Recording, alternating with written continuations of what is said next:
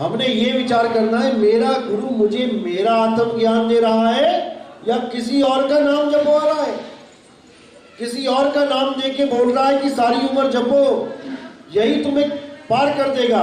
ये आत्मज्ञान नहीं है भाई, ये अक्षर ज्ञान मंत्र ज्ञान है। जब आदि मानव था इस संसार में तब ना तो कोई अक्षर था और ना ही कोई भाषा थी, ना ही देशों के नाम थे और ना ही कोई वस्तुओं के नाम थे, सब जीरो था। आदि मानव के पास तो अग्नि तत्व भी नहीं था, उसको भी प्राप्त करने के लिए पत्थरों से अग्नि निकालने का आविष्कार किया गया, खोज की गई, तब जाके आग मिली। जिसके पास अग्नि तत्व तक नहीं है उसके पास अग्नि तत्व का नाम कहां से होगा, वो अक्षर कहां से होंगे। धीरे धीरे धीरे बुद्धि विकसित हुई, विकास हुआ, तब मुंह से निकलने वाली हर आवाज को डिकोड कर दिया गया, उसको एक रूप दे दिया गया। वो रूप जब आ ई ऊ करके कहलाया, आज भी हमारे बच्चे स्कूलों में जाके वही रूप ग्रहण कर रहे हैं, वही टीचर बच्चों को आ ई लिखना पढ़ना बोलना सिखा रहे हैं। मानो उस समय आदि मानव ने ऐसे ही अक्षर ज्ञान सीखा था जैसे हमारे बच्चे आज सीख रहे हैं, क्योंकि हमारे बच्चे भी बिना अक्षर ज्ञान के पैदा होते हैं, उनको कोई भाषा नहीं पता होती कि कौन सी भाषा बोलनी है। धीरे धीरे जैसे माँ बाप होते हैं वैसे ही वो अपनी भाषा बोलने लग जाता है। हिंदुस्तान में पैदा हुआ तो हिंदी बोलने लग जाएगा, अंग्रेजों के यहाँ पैदा हो गए तो अंग्रेजी बोलने लग जाएगा, अरबी के यहाँ हो गए तो अरबी बोलने लग जाएगा। ऐसे ही अलग अलग तरह के अक्षरों को ग्रहण करता हुआ अपनी अपनी भाषा विकसित करके बैठ गए। अब अपने भगवान को अपनी ही भाषा के नाम में बना भी लिया और जाप भी शुरू। दोनों हिंदी नाम, अरबियों ने अरबी नाम, चाइनीज लोगों ने चाइनीज नाम, अपने अपने नामों को प्रेम करना शुरू कर दिया और अपने अपने नामों का जाप शुरू कर दिया। बस यही कारण हो गया परमात्मा से दूर होने का। वस्तु के नाम रखे, सारी दुनिया में जितनी वस्तुएं हैं सबका कोई ना कोई नाम रखा है, हर वस्तु का नाम हर भाषा में अलग अलग रखा गया है। जैसे जल को पानी, नीर, टोय, वाटर, पानी, जल, कितना कुछ बोला गया अलग अलग भाषाओं में, लेकिन वस्तु एक होने के कारण कभी कोई झगड़ा नहीं हुआ। सब जान जाते हैं कि वाटर कोई पानी बोलते हैं, वाटर कोई जल बोलते हैं, वाटर कोई नीर बोलते हैं, क्योंकि उनको ऐसा ज्ञान दे दिया गया, क्योंकि वस्तु भी दिखाई दे रही है और उसके गुण भी दिख रहे हैं। लेकिन जब परमात्मा के नाम रखे गए तो उन नामों के पीछे झगड़ा हो गया, क्योंकि ना तो वो वस्तु दिखाई दे रही है, वरना झगड़ा ही सॉल्व कर लेते हैं। तू अपना अल्लाह लेके आ, मैं अपना राम लेके आता हूं, भाई तू अपना वाहिगुरु ले आ। अभी देख के फैसला कर लेते हैं अलग अलग की एक है। जैसे मैं कहूं तू अपना जल ले आ, तू अपना वाटर ले आ, तू अपना पानी ले आ, रख दे सामने, अभी पता लग जाएगा कि अलग अलग है कि एक है, एक ही निकलेंगे। ऐसे ही अल्लाह, वाहिगुरु, गॉड, परमात्मा, ये सब जितने भी नाम इंसानों ने उस परम पिता के रखे हैं वो एक ही है, लेकिन कोई उसको लेके नहीं आ सकता सामने, इसलिए झगड़ा मचा हुआ है। गुरु ग्रंथ साहब में बिल्कुल क्लियर है, कोई बोले राम राम कोई अलाए, बिल्कुल क्लियर कि राम और अल्लाह दो नहीं है, एक ही है। यही कबीर साहब कह रहे भाई रे दो जगदीश कहां से आया, कहो कौन बोराया। ये दो परमात्मा वाला झगड़ा कहां से शुरू हो गया। अरे वही राम है, वही अल्लाह है, लेकिन समझ में नहीं आ रहा है। समझाएगा कौन। ये 9 बन धागा उलझा पड़ा है। एक पतंग उड़ाते हैं, उसमें एक छोटा सी चरखी होती है, वो चरखी का धागा उलझ जाए तो पूरा दिन लग जाता है उसको सुलझाने में, लेकिन यहाँ पे 9 बन धागा है। अरे 9 बन धागा उलझिया तो कौन सुलझाए, और सतगुरु ऐसा सुलझाया कि फिर उलझा ना जाए। एक बार अगर तुम सुलझ गए, इन 52 अक्षरों से परे हो गए, उसके बाद तुम्हें कोई उलझा नहीं सकता। 52 अक्षरों से अलग होना है तभी वो वस्तु मिलेगी। पानी पानी जपना नहीं है, पानी पीना है, वस्तु को प्राप्त करना है।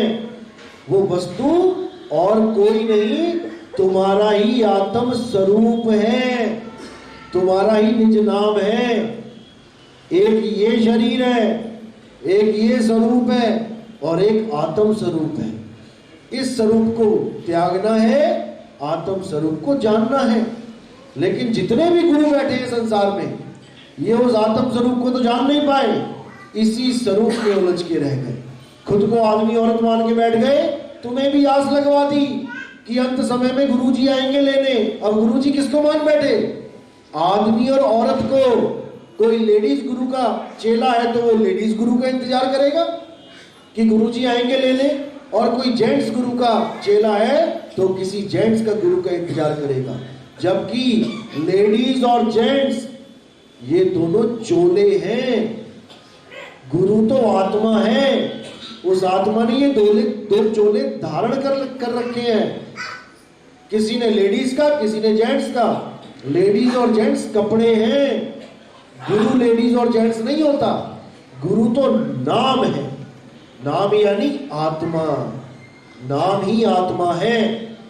साहिब कहते तुमसे कहूं मैं नाम विचारी, ना वो ज्योत ना पुरुष ना नारी। मैं तुम्हें नाम की बात बता रहा हूं, आत्मा की बात बता रहा हूं। आत्मा ना तो ज्योत है कि कोई कहे जी मैं तो ध्यान में बैठा था और ज्योत प्रकट हो गई, चारों तरफ प्रकाश ही प्रकाश हो गया, मुझे तो परमात्मा मिल गया। नहीं मिला, नहीं मिला। क्या मिला? प्रकाश मिला। प्रकाश और अंधकार ये दोनों जड़ हैं। जब तक ये नहीं समझे, जब तक ऐसे ही उलझते रहोगे। तो साहिब क्या बोल रहे हैं कि ना वो ज्योत न पुरुष न नारी। पुरुष और नारी से भी भिन्न है वो आत्म सत्ता है। संत कोई शरीर नहीं होता, संत कोई चोला नहीं होता। चोला तो कपड़ा है। असल में संत क्या होता है? संत हमारी आत्मा, हम संतन के जीव, और संतन हम में रम रहे, जीव माखन में घी।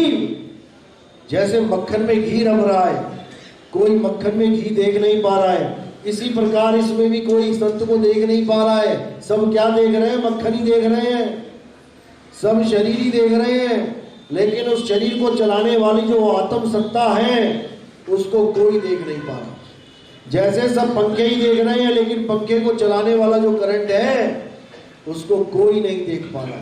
जिसको ये समझ में आ जाता है कि पंखे को चलाने वाला करंट है, वो पंखे के चलने पर और ना चलने पर कभी ये नहीं कहता कि पंखा जीवित हो गया या पंखा मर गया। उसको पता है कि पंखे की अपनी कोई हैसियत नहीं कि वो खुद से चल पाए या खुद से रुक पाए। इसी प्रकार ज्ञानी पुरुष को पता होता है कि इस शरीर की कोई हैसियत नहीं कि ये खुद से चल पाए या खुद से रुक पाए। ये सारा खेल आत्मा का चल रहा है। करंट आया, करंट गया। कभी ये नहीं कहते कि पंखा जीवित हो गया, पंखा मर गया। लेकिन जब आदमी चलता हुआ रुक जाता है तो क्या कह देते हैं? पापा मर गए, माता मर गई, भाई मर गया। कभी ये नहीं कहते कि आत्मा चली गई। कहते हैं लेकिन अज्ञानतावश, अज्ञानतावश कहते हैं। जीव आत्मा आती जाती है, लेकिन जो आत्मदेव है वो सदा सदा अचल है। गीता में स्पष्ट ज्ञान है। अध्याय 2 पढ़ो, अध्याय 2 24वां श्लोक। हे अर्जुन, आत्मा अचल है, आत्मा हिलता डुलता नहीं है। इसी को बुल्ले शाह बोलते हैं। बुल्ला शाह की जाना मैं कौन। बुल्ले शाह खड़ा है कौन? कौन है वो जो सदा सदा से एक रस अटल अविनाशी अचल अवस्था में है? उसी को जानना है।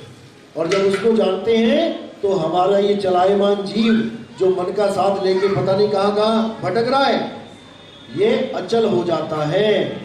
तब जाके हमारी मुक्ति होती है। नहीं तो इस दुनिया में और कोई फार्मूला ही नहीं है मुक्त होने का। मुक्ति का मतलब है हर कार्य से मुक्ति, चलना फिरना, खाना पीना, नहाना, हर चीज से मुक्ति। क्योंकि सब कुछ काया की वजह से। मन की वजह से। मन माया से मुक्त हो गए तो अपने स्वरूप में आ जाएंगे, लेकिन अपने स्वरूप में तब आएंगे जब हमें कोई स्वरूप सिद्ध गुरु मिले। पहले ऐसा गुरु मिले जो अपने स्वरूप को जानता है, वही हमें हमारा स्वरूप दिखा सकता है। नहीं तो जो अपने आप को ही आदमी औरत मान के बैठा है, वो हमें क्या बताएगा कि हम किस स्वरूप के। इसीलिए गुरु की महिमा गाई है, और कोई फैशन नहीं है कि गुरु होना ही चाहिए। लोग कहते हैं जी गुरु बहुत जरूरी है मुक्ति के लिए, चाहे कोई भी हो। ये भी लाइन साथ में जोड़ देते हैं कि गुरु बहुत जरूरी है मुक्ति के लिए, चाहे कोई भी गुरु हो। ये तो वो बात हो गई कि कनाडा में जाके बात करने के लिए फ्रेंच तो जरूरी है, लेकिन सीख किसी भी गुरु से लो, चाहे उसको फ्रेंच ना भी आती हो। ये तो वो बात हो गई। यानी जिस गुरु के पास ज्ञान नहीं भी है, वो भी तुम्हें तार देगा, बस गुरु होना चाहिए। भाई ऐसा कोई फंडा नहीं है यहाँ पे, ऐसा कोई केस नहीं है यहाँ पे कि तुम्हें गुरु तारेगा। गुरु कभी किसी को नहीं तारता, ज्ञान तारता है। ज्ञान किसका? स्वरूप ज्ञान। अध्याय 7वां 13वां श्लोक, अध्याय 3 17वां श्लोक कहते हैं, अर्जुन जो अपनी आत्मा में रमण करता है, जो अपनी आत्मा में सिद्ध है, जो अपनी आत्मा में स्थिर है, उसके लिए कोई धार्मिक कर्म कर्तव्य लागू ही नहीं होता। अध्याय 3 18वां श्लोक, जो अपने स्वरूप में सिद्ध हो जाता है वो किसी अन्य जीव पर निर्भर भी नहीं रह जाता। भूल जाओ कि तुम्हें कोई गुरु तारेगा, ज्ञान तारेगा, ज्ञान ही तुम्हें तारेगा। और ज्ञान किसका? उस राम का ज्ञान होना चाहिए तुम्हें, राम का नाम नहीं कि केवल राम का नाम लेके बैठे हो, उस राम का ज्ञान होना चाहिए तुम्हें। जिसको बोला है सेवा को दो ही भले, एक संत एक राम, और राम है दाता मुक्ति का, संत जपावे नाम। संत जपावे नाम को ये मत समझ लेना कि संत तुम्हें राम राम करना बताएगा। राम राम तो बिना संत के गए पास गए तुम्हें पता है? किसको नहीं पता राम का नाम? भारत देश में ऐसा कोई बच्चा होगा, कोई बूढ़ा होगा, कोई जवान होगा जिसको राम का नाम नहीं पता। फिर तो गुरु की जरूरत ही नहीं है, क्योंकि गुरु भी कहेगा राम राम कर, तो भैया बिना गुरु के राम राम कर लेता हूं, गुरु की क्या जरूरत है? अरे गुरु राम राम करवाता नहीं है, तुम्हें राम का भेद बताता है कि राम को कैसे पाया जाए। बाबा नानक 500 साल पहले राम राम जपवाते नहीं थे, राम राम छुड़वाते थे। राम राम करता जग फिरे, राम न पाया जाए। क्या बोल रही है वाणी? राम राम करता जग फिरे, यानी सारी दुनिया ही कर रही है राम राम, चाहे कोई गुरु वाला होए चाहे निगुरा होए, सब कोई ना कोई नाम लेके बैठे हैं। अपनी गली में जाके पूछ लेना कि भैया सुबह सुबह भगवान का नाम लेते हो? जी हम तो लेते हैं। ऐसा कोई बिरला होगा, कसाई तक बकरा काटने से पहले राम राम कर लेता है। उसको भी पता है पाप करने जा रहा हूं, पहले भगवान का नाम ले ले भाई, भगवान ही बख्शेगा। लेकिन राम राम करने से राम नहीं मिलेगा, राम राम करने से राम दूर हो रहा है। पानी पानी जपने से तुम्हारी खोज खत्म हो रही है कि पानी पीने की चीज है, तुम पानी को जपने की चीज मान बैठे हो, इसलिए तुम पानी से और दूर चले गए। लेकिन जब तुम्हें होश आए, कोई गुरु समझाए, अरे भाई पानी पानी जप के प्यास नहीं बुझेगी, तब तुम्हारी जाग खुलेगी कि अरे फिर कैसे होगा गुरुजी? अरे जहां तू खड़ा है उसी के नीचे गड्ढा खोद और 200 फुट पे जाके तुझे पानी मिलेगा। अब जो विवेकी है, अटल विश्वास जिसने किया है, वो तो 200 फुट गड्ढा खोद के ही मानेगा। और जो बेचारा चंचल है, जल्दबाज है, कच्चा घड़ा है, वो क्या करेगा? वो 20 फुट खोद के कहेगा अरे मिट्टी मिट्टी निकल रही है, इसमें पानी वानी है नहीं। गुरुजी ने तो झूठी बोल दिया। वो 20 फुट का गड्ढा उठा के बंद करेगा, दोबारा कहीं और जाएगा। फिर वो गुरु अगर मिल गया सही तो कहेगा कि 200 फुट खोद, वो फिर 20 फुट खोदेगा। 20 फुट के 10 गड्ढे खोद देगा वो, तब भी उसे पानी नहीं मिला। 20 फुट के 10 गड्ढे खोदना भी 200 फुट की खुदाई हो गई, लेकिन 200 फुट खोदने पर भी पानी नहीं मिल रहा है। क्यों? क्योंकि वो 200 फुट एक ही जगह पे खोदना है, तब मिलेगा, अलग अलग जगह पे खोद के नहीं मिलेगा। इसीलिए साहिब ने बोला कि पहले ज्ञान को परख लो, ज्ञान को परखो, 1 साल परखो, 2 साल परखो, 3 परखो, 10 साल परख लो। जब लगे कि रास्ता यही है, इसके अलावा और कोई ऑप्शन नहीं है, तब आ जाना। और तब क्या करके आना? पूर्ण विश्वास के साथ आना। और उसके बाद क्या करना है? द्वार धनी के पड़े रहो, धक्का धनी का खाओ, और कब हूं धनी निवाजी हैं, जो दर छाड़ न जाओ। कब हूं धनी निवाजी हैं, कभी तो वो धनी निवाजेगा अगर तुम उसका दरवाजा छोड़ के नहीं जाओगे।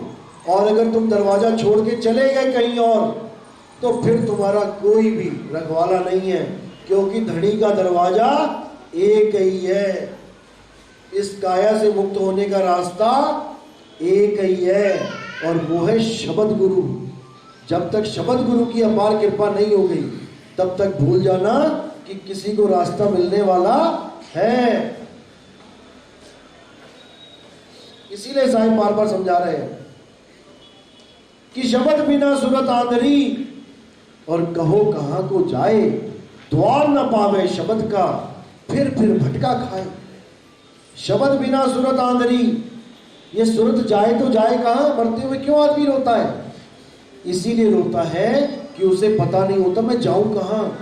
ये काया भी छूट रही है और आगे का भी कोई ठिकाना नहीं है। अगर आगे का ठिकाना उसको मिल जाए और 2-4 बार वो आगे जाके देख ले, अब उसको कोई डर नहीं है। अब उसको पता है कि मैंने यहां से छोड़ना है, वहां पहुंचना है। तुम्हारे घर के बच्चे ही देख लो, किसी बच्चे को रात में घर से बाहर निकालो, एकदम दरवाजा पकड़ेगा नहीं। हंगम चाल से अपनी आत्म स्वरूप को जान लेना है, सीधे विहंगम चाल से। बीच में कोई स्टॉपेज नहीं आएगा कि कोई कहे जी 4 रूहानी मंडल 5 रूहानी मंडल क्रॉस करके मुझे परमात्मा मिलेगा। नहीं, परमात्मा सीधे डायरेक्ट विहंगम चाल से मिलता है, नहीं तो मिलता ही नहीं। इसलिए साहिब ने बोला शब्द विहंगम चाल हमारी, कहे कबीर सतगुरुदई तारी, और खुले कपाट शब्द झनकारी, पिंडे अंड के पार सो देश हमारा है, करने लो दीदार महल में प्यारा है। तो सत्संग सुनते रहिए, विवेक जगाते रहिए। पहली बार कौन आया है यहाँ पे? आज हाथ खड़े करो।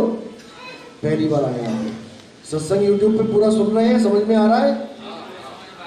जल्दी समझ में ना, शेयर करोगे किसी ग्रुप में या किसी अपने रिश्तेदार को, दोस्त को भेजोगे, वो कहेगा यार ये क्या भेज दिया, तो समझ में ही नहीं आ रहा। आप कहोगे कमाल होगी, इतना आसान ज्ञान है, समझ में नहीं आ रहा।